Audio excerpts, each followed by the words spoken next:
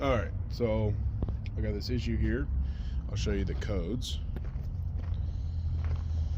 But I have a P0193.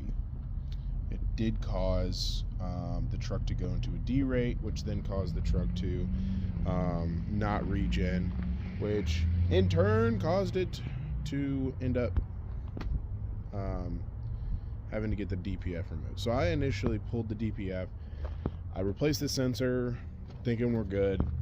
Started the truck up, code came back. So it's a 193. I pulled the plug. No corrosion in the plug. Checked voltage at the plug, and I am getting 5 volts to my signal wire. If you look, you have 1, 2, and 3. Your number 1 is going to be your signal wire. You shouldn't be getting 5 volts from there. That means there's a short in this wiring harness here. See how these routes here? You have the wiring harness that goes up into this plug. It goes down into the block where it routes down, shoots down into here, and then goes into this. Pulled that cover. All the pins look decent. Unplugged it. And checked my ohms resistance at pin 52, which if you look at the plug, that says 52. See that? So you go there, that's 52, that pin right there is 52. You look at the color of the wire on 52, it's the same color as this wire for pin 1, signal wire 2. I checked the resistance there, and I have about 0.01 ohms resistance, which is comparable to what I'm supposed to have. So the next step is going to be doing an overlay, because on these PACCARs, for some reason, they have it set up where the wiring harness is not removable. You have to cut into that if you want to get into there. That's not like a pinned release. You have to cut into that. So for you to get into a wiring harness, you have to cut open the wiring harness. I'm not going to do that because I can damage wires, cause more problems, and also the book says to run an overlay from that pin 52 to pin 1 on this, and then test knowing you have a good wire. And if that causes issues, then something else is going on. It's most likely going to be internal on the ECM, which is just going to be even greater.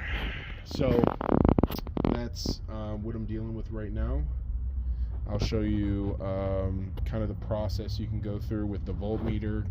I'll kind of go over that real quick, how I did it. I don't have any special fancy bits for the voltmeter, so I kind of have to be real ingenuitive with it. But I'm going to stick you up here and see if we can get some sort of where you at? Can you see? I don't know if you can see. No. Okay. That. Let me see. All right.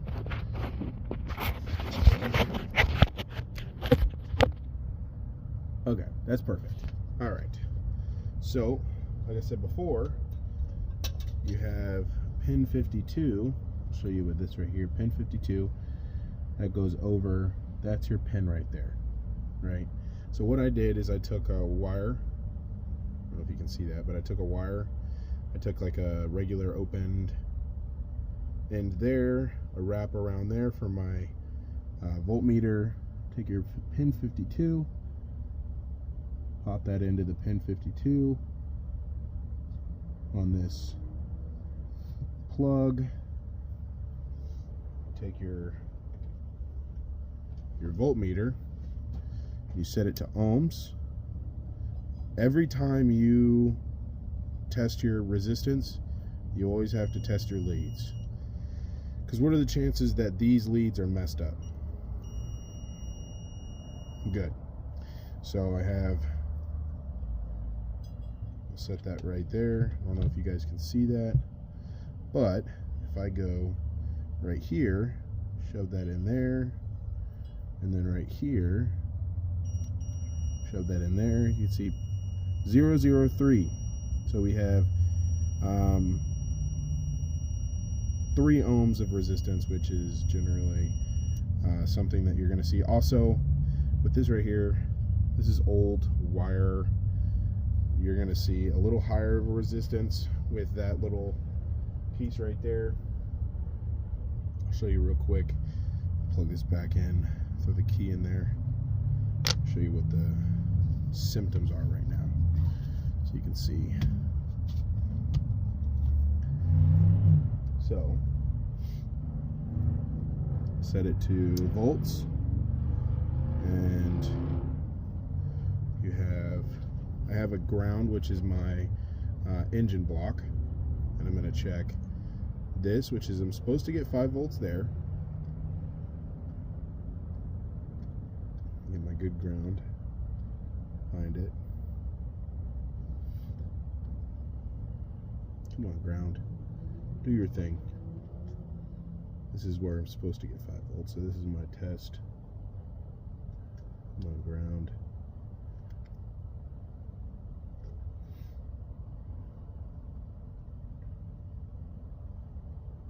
Alright, 5 volts there and 5 volts there. So that means that this is, and it's almost to the T with a 0.001 difference, 1 to 2 difference there in voltage. So this is obviously shorting in this harness in between this and that. What I'm confused about is generally if you have a short, unless it's like a really, really terrible short, you can generally get some sort of resistance test in there, but I have no connection in between there. So it must be a new short that is just now showing its ugly little stupid fucking face.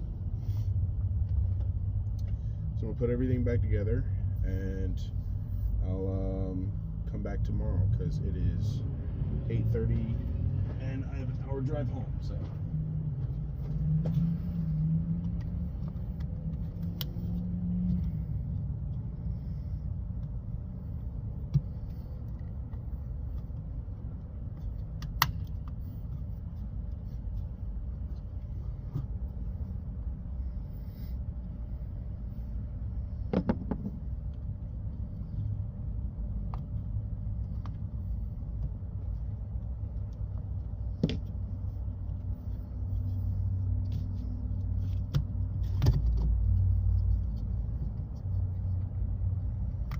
how the hell did that happen? I'm gonna get a wire caught on the other side of that freaking thing right there.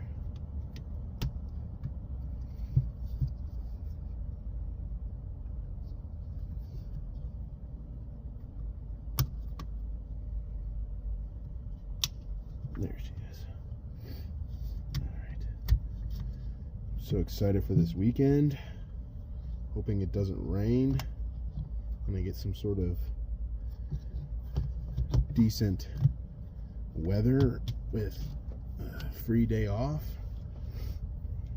That'll be nice.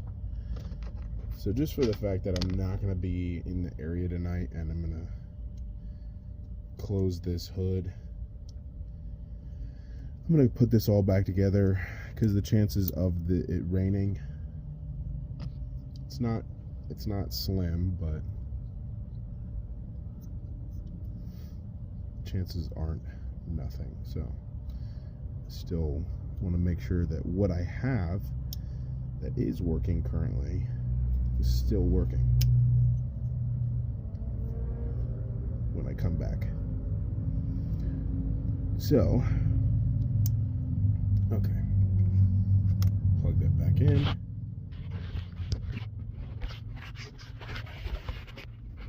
Okay, hopefully that was a decent demonstration. It was really quick. This is a PACCAR mx13 with a 2018 Peterbilt.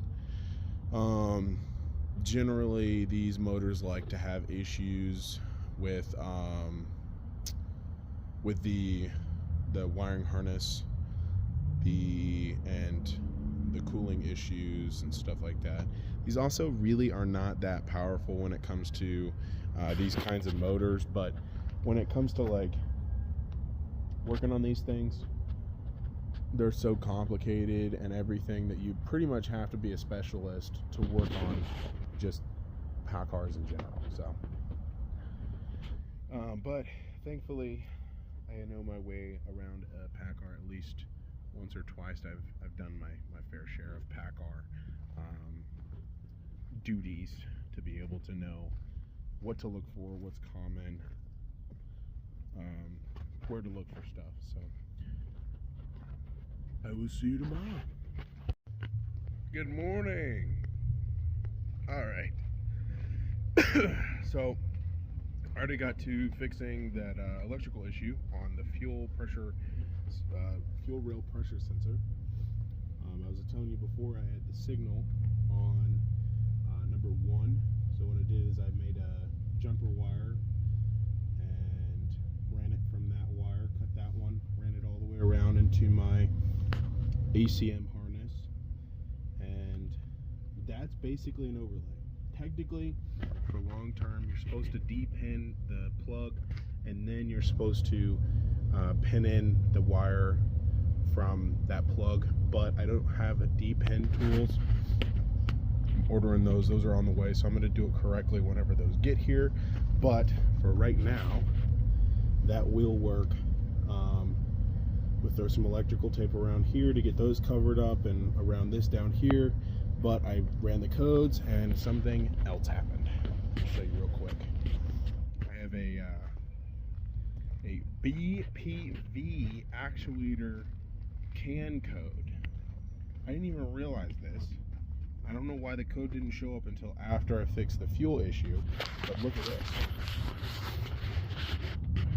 This right here is your BPV actuator, right? It's right behind the turbo and right before the turn down tube for your exhaust. And what this does is allows back pressure to feed back in to the turbo for the EGR and certain things like that. But it's right before your 7th injector, and it's mainly used to regulate air pressure and back pressure for regens. But look at this. I don't know if you can see this.